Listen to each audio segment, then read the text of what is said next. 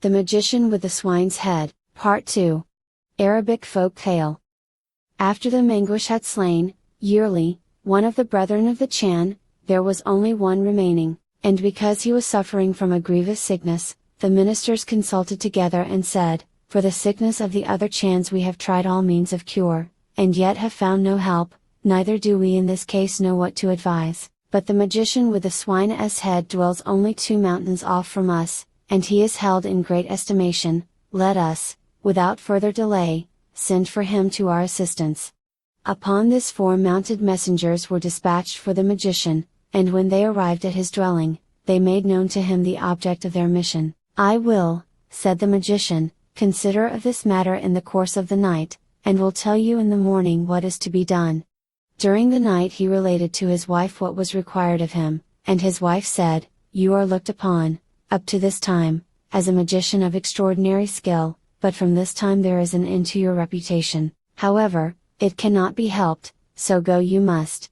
On the following morning the magician said to the messengers, "During the night time I have pondered upon this matter, and a good omen has presented itself to me in a dream. Let me not tarry any longer but ride forth today." The magician, thereupon, equipped himself in a large cloak, bound his hair together on the crown of his head, carried in his left hand the rosary, and in his right the swine's head, enveloped in the cloths of 5 colors.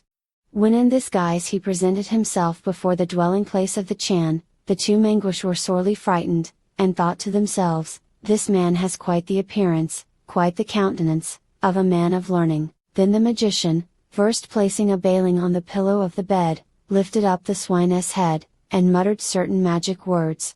The wife of the Chan seeing this discontinued tormenting the soul of the Chan, and fled in all haste out of the room. The Chan, by this conduct being freed from the pains of sickness, sank into a sound sleep. "What is this?" exclaimed the magician, filled with affright. "The disease has grown worse, the sick man uttereth not a sound, the sick man hath departed." Thus thinking, he cried, "Chan, Chan," but because the Chan uttered no sound, the magician seized the swine's head, vanished through the door, and entered the treasure chamber. No sooner had he done so, than, "Thief, thief," sounded in his ears, and the magician fled into the kitchen, but the cry of, "Stop that thief, stop that thief," still followed him. Thus pursued the magician thought to himself, "This night it is of no use to think of getting away, so I will, therefore, conceal myself in a corner of the stable." Thus thinking, he opened the door, and there found a buffalo, that lay there as if wearied with a long journey. The magician took the swine's head, and struck the buffalo 3 times between the horns, whereupon the buffalo sprang up and fled like the wind. But the magician followed after the buffalo, and when he approached the spot where he was, he heard the male Mangush say to his female companion, "Yonder magician knew that I was in the stable, with his frightful swine's head he struck me 3 blows so that it was time for me to escape from him." And the Chan's wife replied, "I too am so afraid, because of his great knowledge, that I would not willingly return, for, of a certainty, things will go badly with us. Tomorrow he will gather together the men with weapons and arms, and will say unto the women, Bring hither firing. When this is done he will say, Lead the buffalo hither, and when thou appearest, he will say unto thee, Put off the form thou hast assumed." And because all resistance would be useless, the people perceiving thy true shape will fall upon thee with swords, and spears, and stones, and when they have put thee to death, they will consume thee with fire. At last the magician will cause me to be dragged forth and consumed with fire. Oh, but I am sore afraid. When the magician heard these words, he said to himself, After this fashion may the thing be easily accomplished. Upon this he betook himself, with the swine's head to the Chan, lifted up the baling, murmured his words of magic, and asked, "How is it now with the sickness of the Chan?" And the Chan replied, "Upon the arrival of the master of magic the sickness passed away, and I have slept soundly." Then the magician spake as follows, "Tomorrow, then, give this command to thy ministers, that they collect the whole of the people together, and that the women be desired to bring firing with them." When, in obedience to these directions, there were 2 lofty piles of faggots gathered together, the magician said, "Place my saddle upon the buffalo." Then the magician rode upon the saddled buffalo 3 times around the assembled people, then removed the saddle from the buffalo, smote it 3 times with the swine's head, and said, "Put off the form thou hast assumed."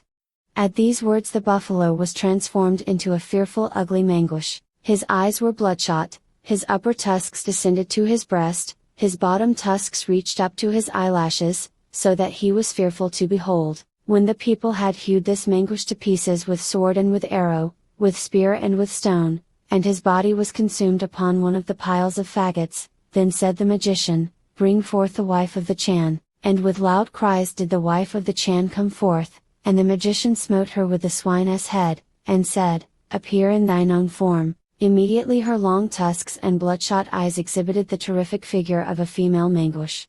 After the wife of the Chan had been cut in pieces, and consumed by fire, the magician mounted his horse, but the people bowed themselves before him, and strewed grain over him, presented him with gifts, and regaled him so on every side, that he was only enabled to reach the palace of the Chan on the following morning. Then spake the Chan, full of joy, to the magician, "How can I reward you for the great deed that thou hast done?" And the magician answered, "In our country there are but few nose sticks for oxen to be found. Give me, I pray you, some of these nose sticks." Thus spake he, and the Chan had him conducted home with 3 sacks of nose sticks, and 7 elephants bearing meat and butter.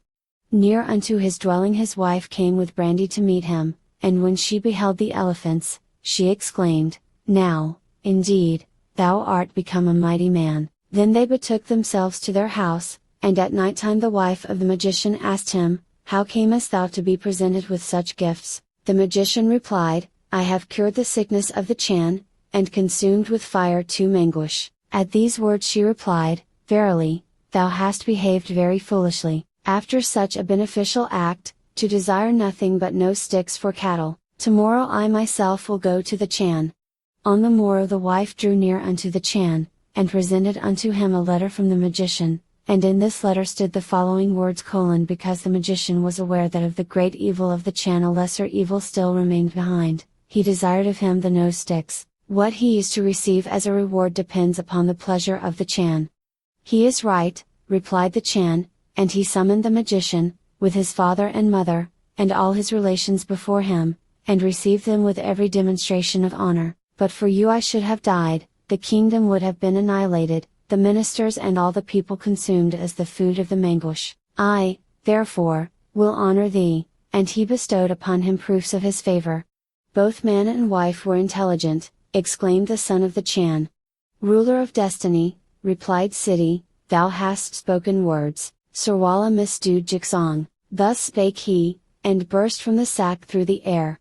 Siddhi's fourth relation treats of the magician with the head of the swine. The end.